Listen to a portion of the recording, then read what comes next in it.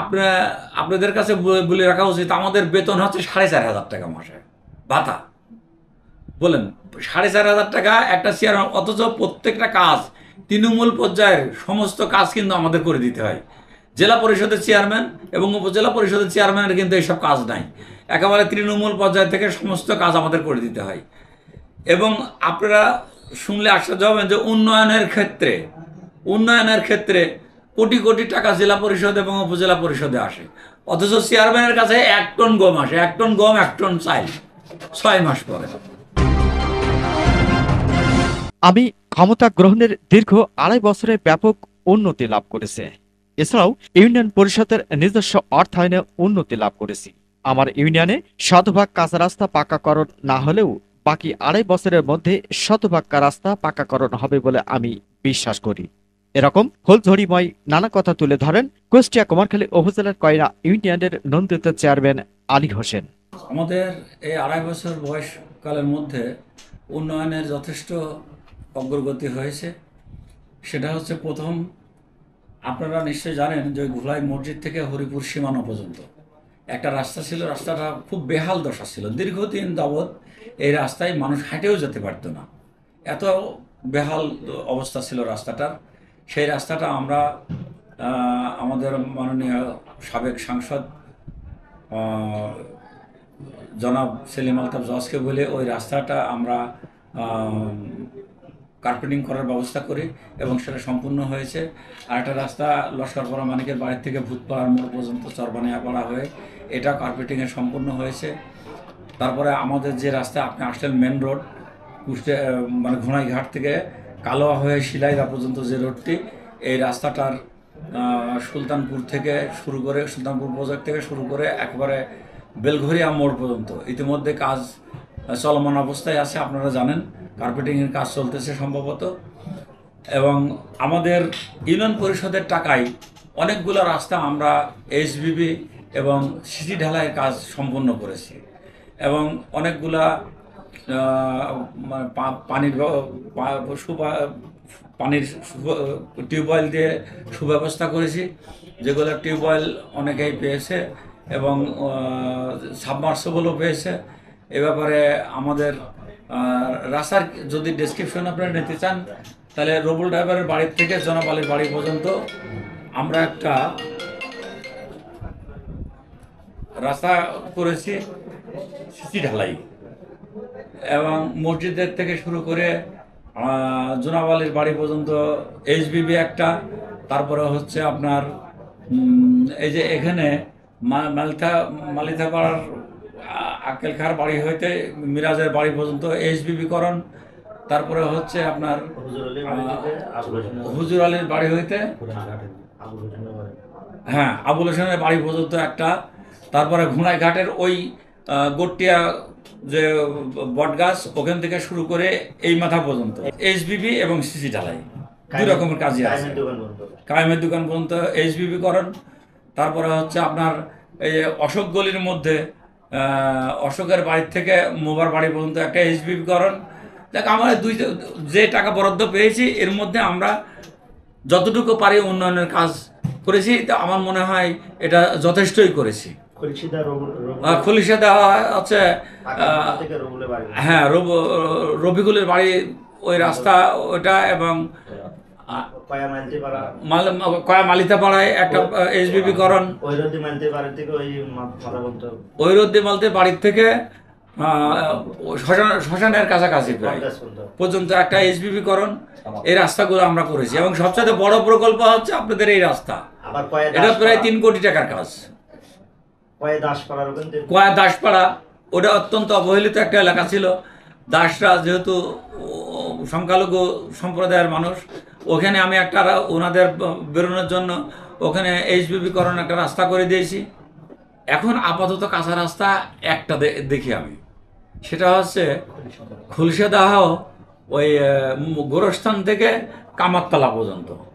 আর একটা রাস্তা আছে ইনুস ডাক্তারের বাড়ির থেকে হচ্ছে নান্ডু ডাক্তারের বাড়ি পর্যন্ত। এই 2টা জায়গা কাছে আছে। এই 2টা জায়গার জন্য আমরা সম্পূর্ণ ওই রাস্তার আইডি সব রেডি করে থানা ইঞ্জিনিয়ারের কাছে দেওয়া আছে, ওটার আইডিও রেডি হয়ে গেছে, সম্ভবত আগামীতে অল্প দিনের মধ্যে এই রাস্তা দুটোরও টেন্ডার হবে ইনশাল্লাহ। হ্যাঁ, শতভাগ আমাদের পাকা রাস্তা হবে ইনশাল্লাহ। আমি একটা জিনিস বুঝি না যে এই 2 বছর 5 মাস আমার ক্ষমতায় আসার বয়স, এর মধ্যে আমার যতটুকু একটা ধারণার জন্ম হয়েছে সেটা হচ্ছে সরকার আমাদের ইউনিয়ন পরিষদের প্রতি খুব বৈষম্যমূলক আচরণ করে। সরকার যেমন আপনাদের কাছে বলে রাখা উচিত, আমাদের বেতন হচ্ছে 4,500 টাকা মাসে ভাতা। বলেন 4,500 টাকা একটা চেয়ারম্যান, অথচ প্রত্যেকটা কাজ তৃণমূল পর্যায়ের সমস্ত কাজ কিন্তু আমাদের করে দিতে হয়। জেলা পরিষদের চেয়ারম্যান এবং উপজেলা পরিষদের চেয়ারম্যানের কিন্তু এইসব কাজ নাই, একেবারে তৃণমূল পর্যায় থেকে সমস্ত কাজ আমাদের করে দিতে হয়। এবং আপনারা শুনলে আশ্চর্য হবেন যে উন্নয়নের ক্ষেত্রে কোটি কোটি টাকা জেলা পরিষদ এবং উপজেলা পরিষদে আসে, অথচ চেয়ারম্যানের কাছে 1 টন গম আসে, 1 টন গম 1 টন চাল 6 মাস পরে, 1 টন চাউল 1 টন গম আসে 6 মাস পরে। হ্যাঁ, আর টাকা আসে উন্নয়ন সহায়তার জন্য 5 লাখ 4 লাখ 4 লাখ 5 লাখ টাকা দিয়ে আমরা কতটুকু উন্নয়ন করতে পারি? বছরে 10 লাখ টাকা আসে, এই 10 লাখ টাকায় কতটুকু উন্নয়ন করা যায়? অথচ জেলা পরিষদে কোটি কোটি টাকা আসে, উপজেলা পরিষদে কোটি কোটি টাকা আসে। অবশ্যই অবিচার করে সরকার, কারণ আমরা হচ্ছে গ্রাম উন্নয়ন অবকাঠামোতে ভূমিকা রাখার জন্য আমরা ইউনিয়ন পরিষদের চেয়ারম্যান। জেলা পরিষদের চেয়ারম্যান তো গ্রাম উন্নয়নে ভূমিকা রাখে না, ভূমিকা রাখে হচ্ছে চেয়ারম্যানরা, ইউনিয়ন পরিষদের চেয়ারম্যানরা। আমি সরকারের প্রতি এটাও আমার আবেদন যে এই বরাদ্দটা বাড়ায় গ্রাম উন্নয়নের সহযোগিতা করতে যেন সরকার সহযোগিতা হয়। আর একটা জিনিস, এই যে ইউনিয়ন পরিষদের যে চেয়ারম্যানদের সম্মানী ভাতা, এটা যেন সরকার বিবেচনা করে। এটা নিয়ে পার্লামেন্টে কথা উঠেছিল কয়দিন আগেও, জানেন আপনারা, গত পার্লামেন্টে এই ব্যাপারে অনেক কথা উঠেছে, তো সরকার সেটা মানে নাই। তিনি উন্নয়নের নানা কথা বলতে গিয়ে ইউনিয়ন পরিষদের প্রতি সরকার যে বৈষম্য আচরণ করে তার কথাও তুলে ধরেন। সরকারের কাছে জোরালো দাবির কথা তুলে ধরতে গিয়ে বর্ষিয়ান চেয়ারম্যান আলী হোসেন আর বলেন, আমাদের স্বপ্ন ছিল যে এই ইউনিয়নটাকে একটা সুসংগঠিত একটা ইউনিয়ন তৈরি করার জন্য। তো সেই ক্ষেত্রে কিছুটা হলো আমরা অগ্রগতি হয়েছি। আপনারা জানেন যে সুলতানপুর থেকে রবীন্দ্রনাথ ঠাকুরের বাড়ির পর্যন্ত নদী প্রোটেকশনের, নদী ভাঙন, পদ্মা নদী ভাঙন রোধে যে বিশাল কর্মযজ্ঞ হয়েছে, সেখানে এখন ওই নদী ভাঙন এখন আপাতত আর নদী ভাঙে না। আর গড়াই নদীতে কাজ অব্যাহত আছে, কিন্তু ব্রিজ থেকে হরিপুর, কুষ্টিয়া হরিপুর সংযোগ সেতু থেকে 1 কিলোমিটার ব্লক দিয়ে ওই নদী ভাঙনের প্রতিরোধ ব্যবস্থা নেওয়া হয়েছে, কিন্তু আরও কিছু বাকি আছে। এটা যেন অতি সহজে অতি সত্বর হয়। এবং আমাদের সবচেয়ে বেশি প্রয়োজন এই ইউনিয়নের যে ঘুনাই ঘাটের থেকে ব্রিজ পর্যন্ত একটা রাস্তা করে দেওয়া, বাইপাস একটা রাস্তা যদি ওই নদীর ধার দিয়ে করে দেয়, ব্লক দেওয়ার পরে যদি একটা রাস্তা করে দেয়, যেরকম আছে নদীর ওপারে, গড়াই নদীর দক্ষিণ পাড়ে যেরকম আছে, নদীর ধারের থেকে একবারে থানাপাড়া বাঁধ থেকে শ্মশান পর্যন্ত ওই রকম যদি একটা রাস্তা আমাদের এখানে করে দেয়, এটা আমাদের ইউনিয়নের সকল মানুষের প্রাণের দাবি এবং এটা সবারই চাওয়া যে এখান থেকে একটা রাস্তা হলে পরে অন্তত পক্ষে এই ইউনিয়নের মানুষ ওই কুষ্টিয়া এবং হরিপুর সংযোগ সেতুর সুবিধা ভোগ করতে পারে। এটা সরকারের কাছে এবং সংশ্লিষ্ট দপ্তরের কাছে আমাদের চাওয়া আর কি, ইউনিয়নবাসীর পক্ষ থেকে। কয়াবাসী জোরালো দাবি গড়াই নদীর পাড় দিয়ে একটি জরুরি ভিত্তিতে রাস্তা তৈরি করা, কারণ এটি হলে খুব সংক্ষিপ্তভাবেই কয়াবাসী শহরের সাথে যোগাযোগ করতে পারবে। পরিশেষে তিনি নতুন ইউনিয়ন পরিষদ ভবন নির্মাণের ব্যাপারে তার নিজের অবস্থান তুলে ধরেন। 1970 সালের পরে আমাদের এই ইউনিয়নে কোনো ইউনিয়ন পরিষদ নাই। তো এইখানে ইউনিয়ন পরিষদের চেয়ারম্যানরা একটু ভয় পায় বলতে কেন, যে জায়গা আছে 3টা, ইউনিয়ন পরিষদের নামে 3টা জায়গা রেজিস্ট্রি করা আছে। তো এখন এই চেয়ারম্যানরা ভয় পায় এই কারণে যে আমি এক জায়গায় করলে আর এক এলাকার লোক আমাকে ভোট দেবে না। আমি যদি সুলতানপুরে করি, বানিয়াপাড়া কয়ের লোক আমাকে ভোট দেবে না। আমি যদি কয়াতে করি, তাহলে বানিয়াপাড়া আর হচ্ছে এই লোক আমাকে ভোট দেবে না। সুলতানপুরের লোক আমাকে ভোট দেবে না, এই ভয়ে আমার মনে হয় করে না।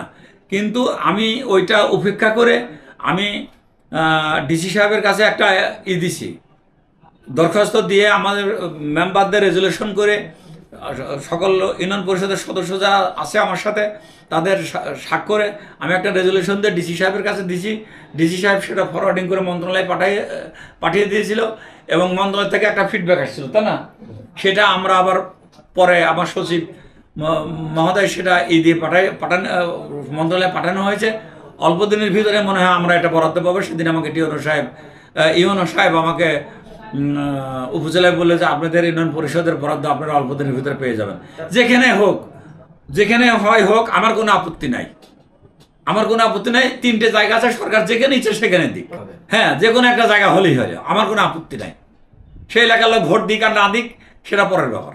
Mohammad Rafiq, RK News 24।